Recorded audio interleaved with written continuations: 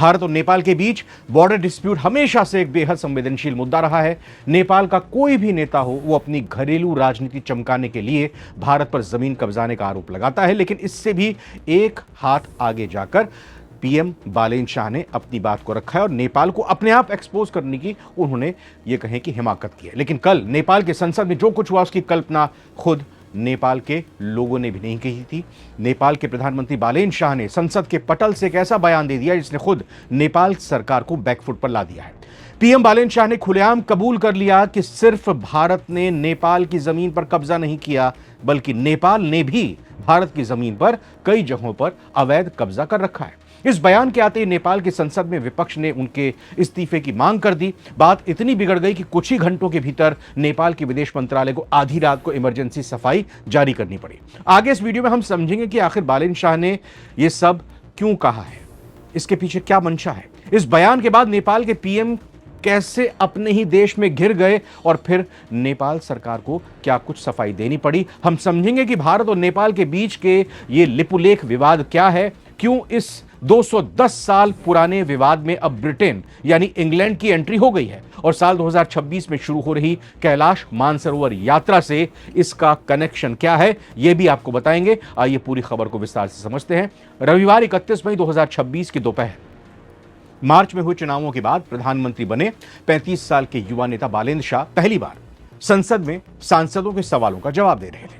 CPN UML की सांसद पद्मा अर्याल ने उनसे भारत के साथ चल रहे लिपुलेख, लिम्पियाधुरा और काला पानी सीमा विवाद पर सरकार का स्टैंड पूछा। सांसद का सोचना था कि बालेन शाह हमेशा की तरह भारत विरोधी आक्रामक रुख अपनाएंगे, लेकिन पोडियम पर खड़े होकर पीएम बालेन शाह ने जो कहा उसने सबके होश उड़ा दिए। उन्होंने संसद में कहा, शायद आपको यह जानकर हैरानी होगी, लेकिन प्रधानमंत्री बनने के बाद मुझे यह तथ्य पता चला, यह फैक्ट पता चला है, ऐसा नहीं है कि सिर्फ भारत ने नेपाल की जमीन पर अतिक्रमण किया है, बल्कि सच तो यह है कि नेपाल ने भी भारत की जमीन पर कई जगहों पर कब्जा कर रखा है। अब दोनों देशों को तथ्यों का अध्ययन करना चाहिए और दोस्तों की तरह बैठकर बातचीत के जरिए इस मुद्दे को सुलझाना चाहिए। जैसे ही बालेन शाह के मुंह से ये शब्द निकले, संसद में सन्नाटा छा गया। अगले ही पल नेपाली कांग्रेस की सांसद वासना थापा और कम्युनिस्ट पार्टी के रमेश मल्ला अपनी सीटों से खड़े हो गए। विपक्ष ने चिल्लाना शुरू कर दिया कि यह देशद्रोह है। नेपाल के पूर्व विदेश मंत्री प्रदीप गयावली ने तुरंत माफी की मांग की। विपक्ष का तर्क था कि ऐसे एक प्रधानमंत्री संसद के मंच से कैसे कह सकते हैं कि उसका अपना देश दूसरे देश की जमीन दबाकर बैठा है। अगर पीएम के पास सबूत हैं तो पेश करें, नहीं तो इस बयान को संसद के रिकॉर्ड से तुरंत हटाया जाए। तो अब आप समझ सकते हैं कि काठमांडू में राजनीतिक तापमान कितना बढ़ गया था। प्रधानमंत्री फंस चुके थे, भारत के साथ नए बनाए गए कूटनीतिक रिश्ते दांव पर थे। इसे भांपते हुए नेपाल के विदेश मंत्रालय ने रात होते होते एक आधिकारिक और बहुत ही चालाकी से भरी हुई सफाई दी।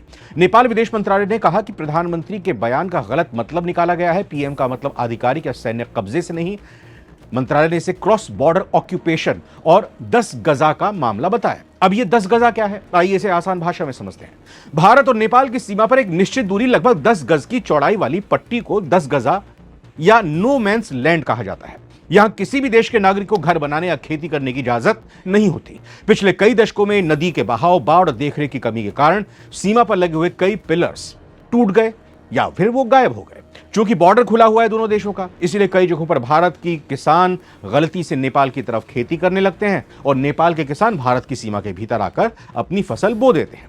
नेपाल सरकार ने कहा कि पीएम बालेन शाह इसी लोकल अतिक्रमण की बात कर रहे थे, जिसे दोनों देशों की टेक्निकल टीमें पिलर ठीक करके सुलझा रही हैं। लेकिन बात सिर्फ खेती की नहीं है। असली विवाद तो उस इलाके का है जो रणनीतिक रूप से भारत के लिए चिकन नेक की तरह महत्वपूर्ण है, यानी लिपुलेख। यह विवाद आज का नहीं है, बल्कि 210 साल पुराना है।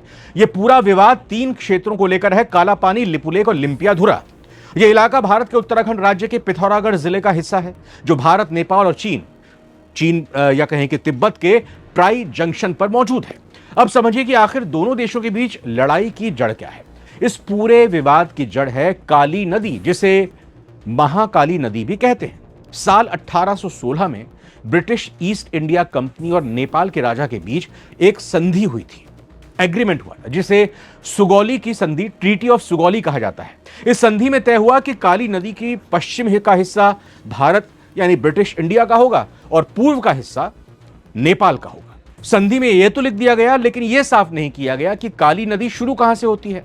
भारत का मानना है कि काली नदी काला पानी के पास मौजूद झरनों और कंक्रीट के स्रोतों से शुरू होती है, इसीलिए इसके अनुसार लिपुलेख और काला पानी भारत के उत्तराखंड का हिस्सा है। इसके अलावा भारत 1962 के भारत चीन युद्ध के पहले से इस पूरे इलाके का प्रशासन संभाल रहा है और यहां आईटीबीपी की चौकियां भी तैनात हैं। वहीं नेपाल का दावा है कि ये नदी लिम्पुआधुरा के पास मौजूद पहाड़ों से निकलती हैं, जो काफी ऊपर हैं। इस हिसाब से लिपुलेख, काला पानी और लिम्पियाधुरा तीनों इलाके नेपाल के दार्चुला जिले के अंतर्गत आने चाहिए। अब आपके मन में सवाल आएगा कि इस पूरी खबर में ब्रिटेन कहां से आ गया। तो नेपाल के पीएम बालेन शाह ने संसद में खड़े होकर यह भी कहा था कि नेपाल सरकार ने इस सीमा विवाद को लेकर न सिर्फ भारत और चीन से बात की है, बल्कि ब्रिटिश सरकार को एक आधिकारिक, एक डिप्लोमेटिक नोट भेजा, यानी कि उनको भी इन्वॉल्व कर लिया गया। बालेन शाह का तर्क है कि चूंकि यह सीमा विवाद अंग्रेजों के जमाने की देन है, इसीलिए ब्रिटेन को इस मामले में मध्यस्थ बनना चाहिए या कम से कम अपने ऐतिहासिक नक्शे और रिकॉर्ड्स निकालकर दुनिया को दिखाने चाहिए। बालेन शाह ने संसद में कहा कि जब अंग्रेज भारत छोड़कर जा रहे थे तो उन्होंने इस विवाद की समस्या को आने वाली पीढ़ियों के लिए ऐसे ही छोड़कर रख दिया, इसकी कोई चिंता नहीं की। चूंकि वर्तमान सीमाएं उसी कॉलोनियल एरा की हैं, इसीलिए हमारे मानना है कि इंग्लैंड को भी इसमें दिलचस्पी लेनी चाहिए और टेबल टॉक का हिस्सा बनना चाहिए, यानी कि नेपाल प्रधानमंत्री शामिल करना चाहते हैं इस पूरे विवाद में ब्रिटेन को। लेकिन अंतर्राष्ट्रीय मामलों के एक्सपर्ट्स बालेन शाह के इस कदम को, इस बयान को बेहद बचकाना और अपरिपक्व, इमैच्योर मान रहे हैं। भारत की विदेश नीति हमेशा से साफ रही है कि वो अपने पड़ोसियों के साथ किसी भी विवाद में किसी तीसरे पक्ष, किसी मीडिएटर, किसी थर्ड पार्टी का हस्तक्षेप बर्दाश्त नहीं करता। चाहे कश्मीर का मुद्दा हो या नेपाल सीमा का, भारत बायलैटरल टॉक्स, द्विपक्षीय बातचीत पर भरोसा करता है। ऐसे में ब्रिटेन को बीच में घसीटना सिर्फ सुर्खियां बटोरने का एक स्टंट मात्र है। अब बात करते हैं कि आखिर मई-जून 2026 में ही आज की तारीख में विवाद अचानक दोबारा क्यों भड़का। इसके पीछे एक बहुत बड़ी वजह है कैलाश मानसरोवर यात्रा 2026।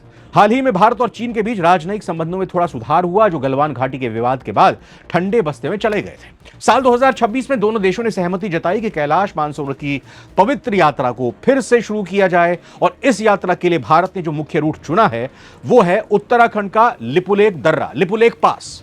नेपाल ने भारत और चीन दोनों के सामने कड़ा विरोध दर्ज कराया। नेपाल का कहना है कि लिपुलेख उनका इलाका है, इसीलिए भारत और चीन उनके पूछे बिना वहां से व्यापार या तीर्थ यात्रा का रूट कैसे तय कर सकता है। हमसे बातचीत करते, हमसे परमिशन लेते। साल 2020 में भी जब भारत ने धारचूला से लिपुलेख तक एक पक्की सड़क का उद्घाटन किया था, तब तत्कालीन नेपाल के पीएम केपी शर्मा ओली ने नेपाल का नया विवादित राजनीतिक नक्शा पास कर दिया था, जिसमें इन तीनों हिस्सों को नेपाल का बताया गया था। नेपाल के इस विरोध पर भारतीय विदेश मंत्रालय एमईए के प्रवक्ता रणधीर जायसवाल ने दिल्ली में एक बेहद कड़ा और स्पष्ट बयान दे दिया है। बालेन शाह की तरफ से फिर उठाए गए विवाद से आपके मन में सवाल ये उठ रहा होगा कि आखिर क्या इससे भारत नेपाल के संबंधों पर आगे आने वाले वक्त में असर पड़ेगा। तो विशेषज्ञ मानते हैं कि फिलहाल ऐसा नहीं दिखता, क्योंकि भारत और नेपाल के बीच संबंध केवल सीमा विवाद तक सीमित नहीं है। दोनों देशों के बीच व्यापार, ऊर्जा, सुरक्षा, संस्कृति और लोगों के आपसी रिश्ते बहुत मजबूत है। लाखों नेपाली नागरिक भारत में काम करते हैं। दोनों देशों की खुली सीमा दुनिया में एक अनोखी व्यवस्था मानी जाती है। तो फिर यह विवाद बार बार क्यों उठता है? दरअसल सीमा विवाद एक भावनात्मक और राजनीतिक मुद्दा है। नेपाल में कई बार घरेलू राजनीति के दौरान यह विषय चर्चा में आ जाता है और इसी तरह भारत में भी राष्ट्रीय सुरक्षा और सीमा से जुड़े मुद्दे संवेदनशील माने जाते हैं। इसीलिए जब भी कोई नेता ऐसा बयान देता है, मामला सुर्खियों में आ जाता है। अब तो प्रधानमंत्री ने कहा है। अब क्या इस विवाद का समाधान संभव है?